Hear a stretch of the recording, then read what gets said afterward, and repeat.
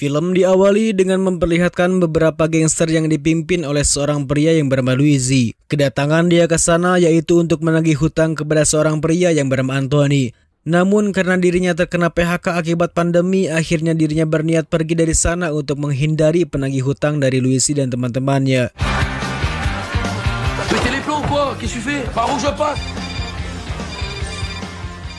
Kemudian dia pun memutuskan untuk menginap dari rumah temannya bernama Fred. Namun sayang kehadiran Anthony ke rumahnya tidak disambut baik dan justru ibunya Fred malah memarahi Anthony dan memintanya untuk tinggal di rumahnya saja. Dan alasan dia meminta untuk tinggal di rumah ayahnya karena setidaknya dia akan merasa aman dari ancaman Luigi dan teman-temannya. Pas de souci.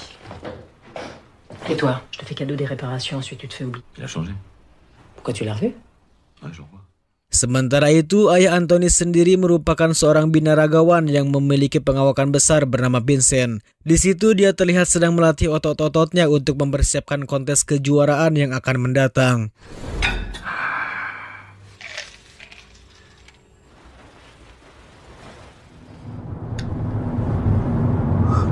Putain, t'as vraiment une seule. C'est pas Luigi quand même. Qu'est-ce qu'il fout, il est pas là. Dan tak lama kemudian Anthony dan Fred pun datang kepadanya untuk meminta izin agar dia bisa tinggal bersamanya hingga masalahnya selesai. Mendengar hal itu, dia pun membolehkan Anthony untuk tinggal di rumahnya dengan syarat dia tidak boleh melakukan hal bodoh seperti berak di mana saja, sampah pabalatak, dan dia tidak boleh mengganggu program latihan yang sedang Vincent lakukan. Combien de temps tu m'as dit? Quinzaine de jours. T'as repris du volume même depuis la dernière fois, non? Un peu, je sais. Il se drogue, non?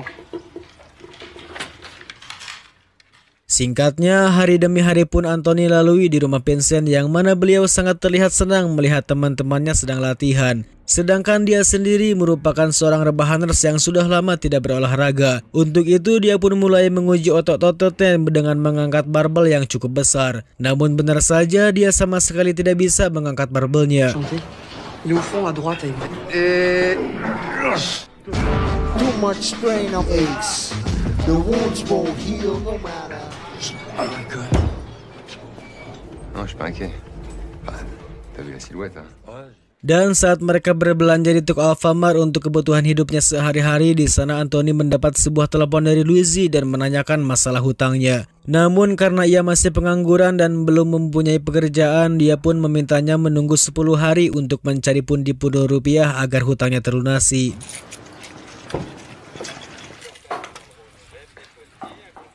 Dan hutang yang belum terlunasi memang sama sekali tidak ada kenyamanan hidup, apalagi yang meminjamkannya sudah menagih-nagih. Untuk itu dia pun meminta pinjaman uang kepada Vincent. Vincent sendiri yang mengetahui kepribadian si Tony yang menjadi pengangguran dan tidak punya keinginan, dia pun sudi untuk meminjamkan uang kepadanya.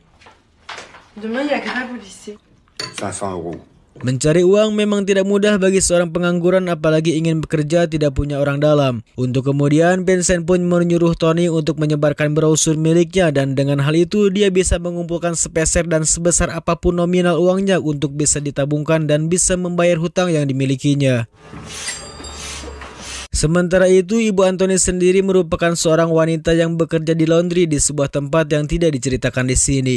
Yang mana di situ beliau didatangi dua orang wanita yang langsung membuat onar di tempatnya. Dan kedatangan dua wanita tersebut yaitu untuk menanyakan dan menagih hutang yang dimiliki anaknya. Dan karena si ibu tidak bisa meringankan beban hutang anaknya, kedua wanita itu pun langsung pergi dari sana.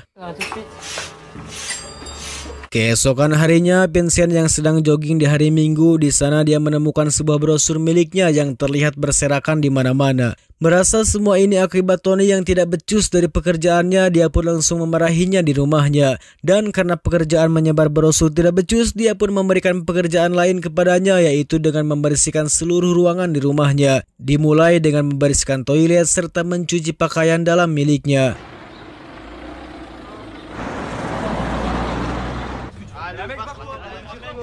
Singkat cerita, saat malam tiba di sana Fred pun datang kepada Tony yang langsung marah-marah kepadanya.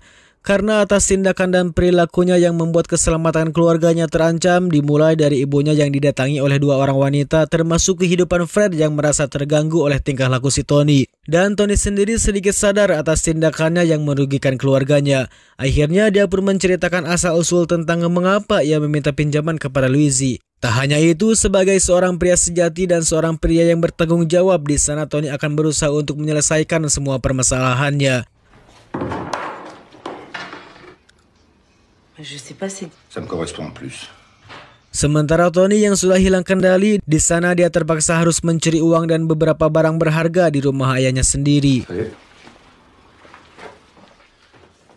Keesokan harinya, Tony terlihat langsung bergegas pergi untuk membeli barang-barang dengan menggunakan kartu kredit yang semalam dia curi.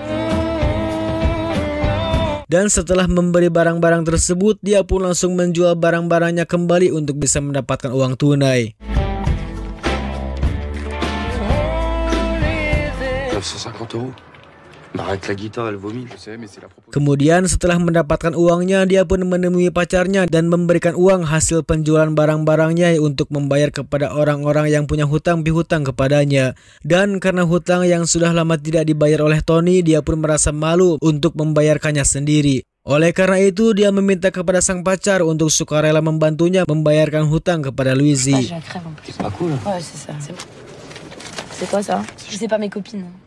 Ma gueule, 50 €, ça paie même pas l'essence. Setelah itu, dia pun kembali ke rumah Vincent dan memintanya untuk tinggal lebih lama sebelum semua masalahnya selesai. Ce serait peut-être mieux si je reste quelques jours.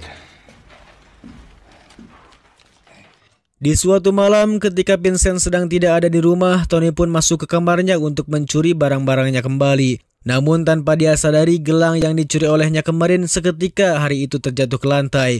Oleh karena itu, aksi pencurian Tony pun hampir diketahui oleh Vincent. Namun di sana Tony mengelak dengan alasan untuk mencari sebuah kaset lagu Nika Ardila untuk menemaninya sebelum dia tidur. Allez, ce soir.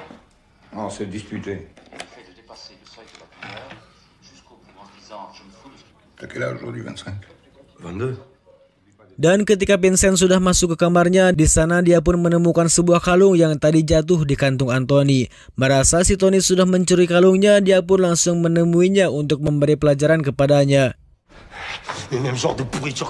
Dan bukannya mengakui kesalahan, di situ Tony justru menuduhnya dengan berkata bahwa Vincent adalah seorang pria pecandu narkoba, obat-obatan, dan hanya memikirkan kepribadiannya sendiri tanpa memikirkan keluh kesah keluarganya. Karena menurut buku tentang Sutarma, seorang ayah yang baik harus menjadi pelindung bagi keluarganya di kala senang maupun susah.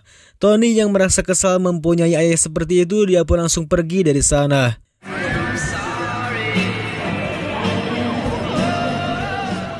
Dan tak lama kemudian ada seorang pria tak dikenal yang dengan sengaja melempar sebuah batu ke tempat gym milik Vincent. Dan hal itu membuat barang-barangnya rusak dan berantakan. Keesokan harinya ketika Tony kembali ke tempat gym milik ayahnya, sang ayah meminta kepadanya untuk segera menyelesaikan masalahnya sendiri. Sang ayah yang merasa semalam sudah disindir oleh anaknya dengan mengatakan tidak peduli dengan keluarganya, dan sebagai seorang ayah yang baik, dia pun ikut membantu Tony untuk segera melunasi hutangnya kepada Louisie.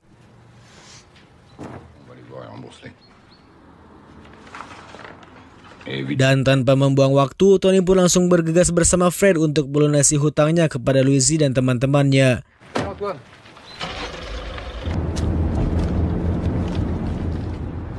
Singkat cerita, setelah sampai di rumahnya, di sana Louisie pun secara kebetulan sedang tidak berada di rumahnya. Untuk itu, Tony dan Fred pun memutuskan untuk beristirahat di rumah ibunya. Waouh.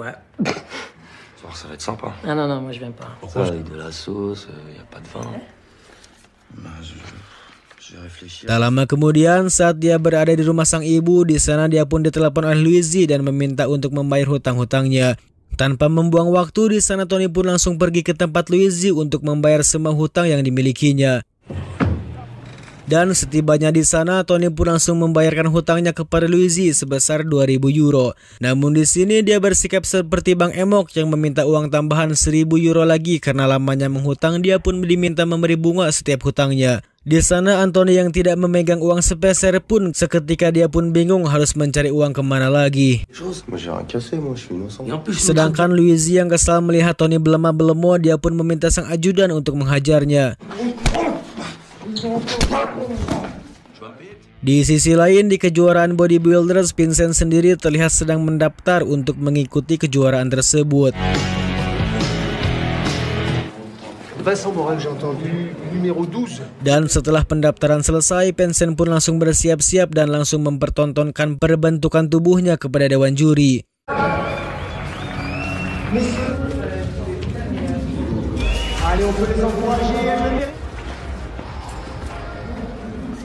Sementara di sisi lain, Anthony yang sudah babak belur terlihat sedang mencari angkot untuk menuju tempat kejuaraan yang sedang diselenggarakan.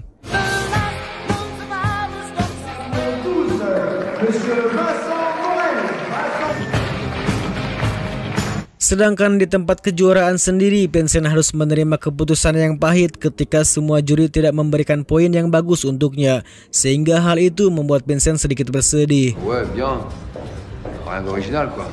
Donc uniquement le point de 1 pour la remise des récompenses. Au vainqueur, mais aucun athlète ne démérite. Sementara itu, Tony sendiri telat untuk menyaksikan sang ayah beraksi dan meminta maaf atas keterlambatannya. Dan sang ayah yang melihatnya sudah babak belur, dia pun menanyakan kepadanya tentang semua yang terjadi.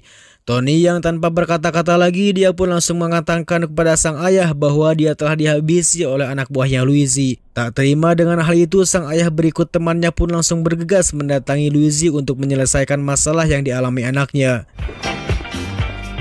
Setibanya di sana, Vincent pun meminta kepada Louise untuk tidak mengganggu anak dan keluarganya. Karena jika Louise dan anak buahnya mengganggu kehidupan keluarganya, maka jangan salahkan siapapun jika dia dan anak buahnya babak belur. Mendengar ancaman Vincent dan melihat pengawakan yang begitu besar dan berotot, seketika mental Louise pun ciut saat itu juga.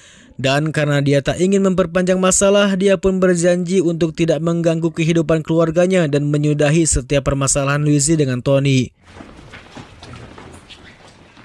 Di akhir film, kita diperlihatkan dengan Tony yang sudah mendapatkan pekerjaan di sebuah perusahaan yang sama dengan Fred. Sementara ayahnya sendiri memutuskan untuk melanjutkan perusahaan gym yang dimilikinya.